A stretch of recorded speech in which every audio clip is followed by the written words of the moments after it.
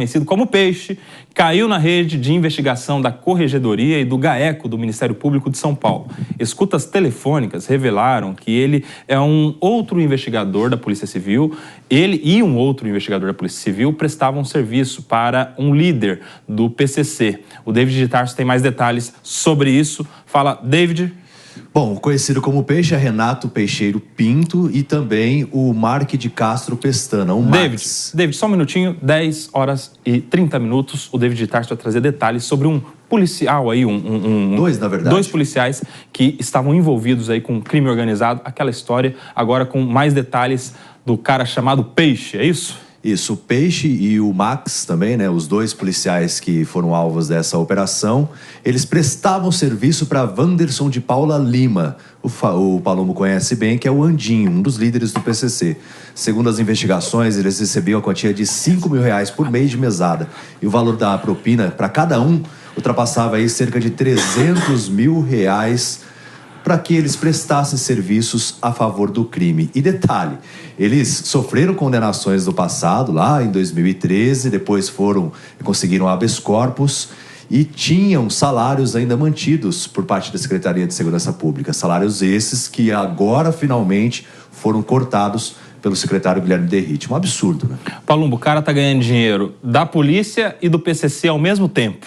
Uma mesadinha, 5 mil por mês ali. Agiu bem agora o secretário, né? Cortar isso aí, é um absurdo, né? Olha, muitas vezes a gente critica o governo, o secretário, mas quando vem uma ordem judicial, o governo estadual e o próprio secretário, eles são obrigados a cumprir.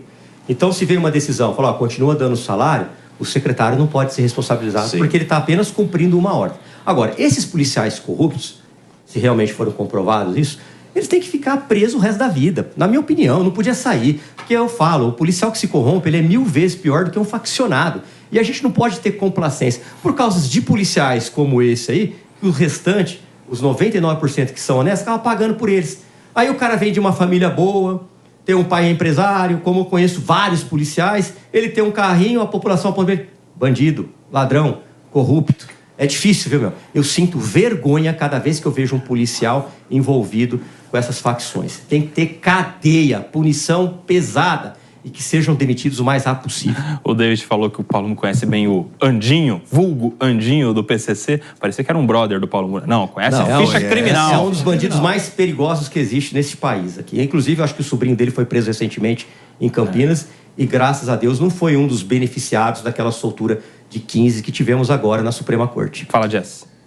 Não, é uma situação esdrúxula, né? E aí cabe elogiar o secretário, né? Porque a gente está falando muito, mais uma vez, da situação de alguns membros das forças policiais que são as ditas maçãs podres. E nós temos visto o trabalho do secretário Derrite e do governador de São Paulo, Tarcísio, como um trabalho que não está, de maneira nenhuma, passando pano para esse tipo de situação e sim buscando as devidas punições. Isso é muito importante, até para passar a mensagem de que aqueles que forem pegos serão sim punidos, serão escrutinados dentro das forças de segurança. Para lembrar que esta é uma categoria, os nossos policiais são pessoas que todos os dias saem de casa para dar vida por nós. É uma categoria muito importante que merece honraria, que merece aplauso.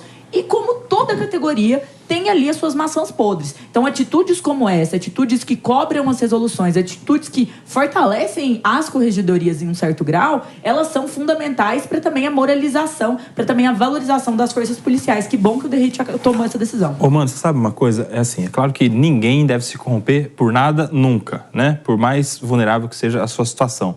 Mas a gente também vê essa onda chegando agora na Polícia de São Paulo, né? Já há algum tempo. A gente viu aquele caso do delator, o capitão que o David trouxe ontem, agora mais esse. Porque aqui em São Paulo, apesar de a gente ter as melhores polícias do Brasil, a gente tem dos piores salários. Agora está melhorando, começou a melhorar nos últimos anos, mas a gente vem de décadas de policiais ganhando mal, e aí eles têm que trabalhar no bico, às vezes ganham mais no bico do que no próprio salário, né? Dependendo para quem faz o bico. Aí fica numa situação irregular, porque não pode fazer bico, enfim.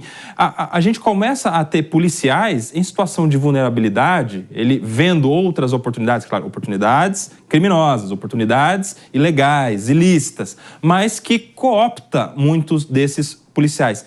Eu acho, quero a sua opinião, Mano Ferreira, que se a gente tivesse policiais valorizados, com um plano de carreira, com segurança jurídica, para ele não ficar o tempo todo ameaçado de ser demitido por uma ocorrência ou outra que ele participe, com salário digno, para ele poder viver simplesmente e unicamente do seu salário, a gente teria muito menos eventos como esses de policiais se corrompendo ao longo da carreira. Koba, falta um elemento essencial nesse conjunto de medidas que você traz, que eu acho que são muito importantes, que precisam ser debatidas de acordo com a realidade do orçamento público, que é as normas de conformidade de comportamento, ou seja, o compliance.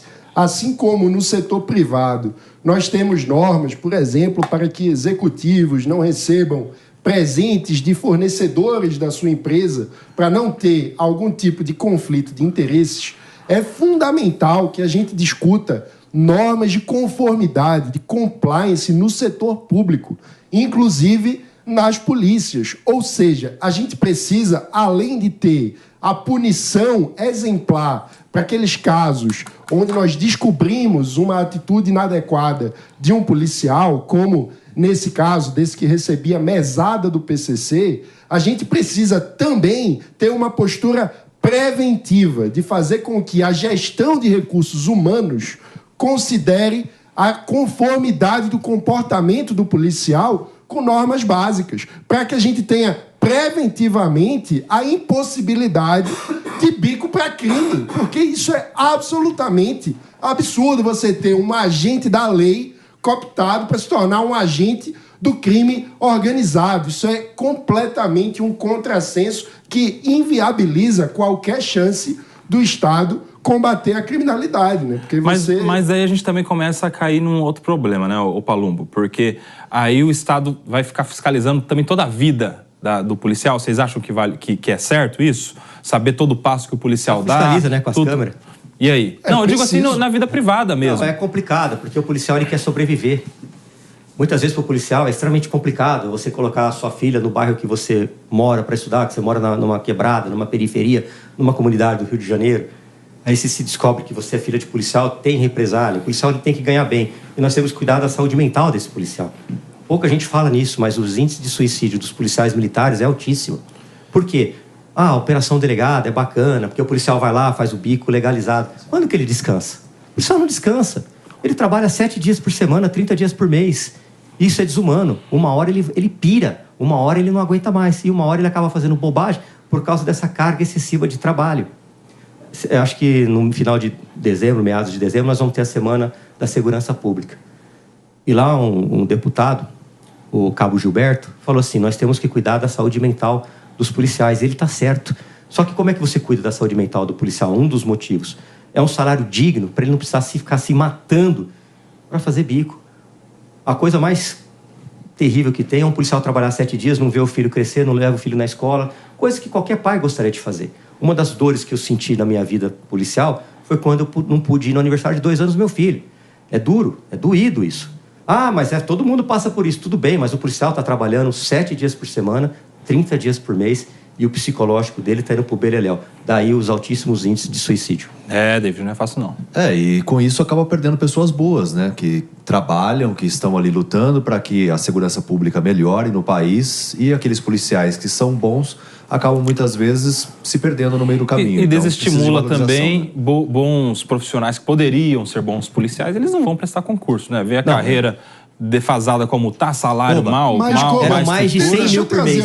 Mas rapidinho. Rapidinho. A gente tá falando desse policial que recebia a mesada do PCC, mas a gente não pode esquecer que tivemos um esquema agora desbaratado de juízes que recebem altíssimos salários e estavam vendendo sentença. Ou seja, aumentar salário não resolve tudo. E essa questão das normas de conformidade de comportamento são importantes não apenas para o policial, mas para todo agente do sistema de justiça, a começar pelos juízes. É inaceitável que a gente tenha venda de sentença, por exemplo. É um problema de caráter, né, mano? Pois é. Se falar só de salário não resolve. Mas o índice ainda é muito menor. Muito menor. Assim, a gente teve um caso. E tem menos juiz também, né? Não, e tem um detalhe. Tem muito menos juiz. Agora, se tivesse mais juiz... Mas eu acho na que proporção mesmo. Tinha que ser com os países. Quando a gente olha para qualquer país do mundo, existe certo grau de corrupção em forças de segurança, juízes. Mas aqui no Brasil, quando você olha para o funcionamento do crime organizado, é mais fácil principalmente nas categorias base, como no caso do policial. Vamos seguir, porque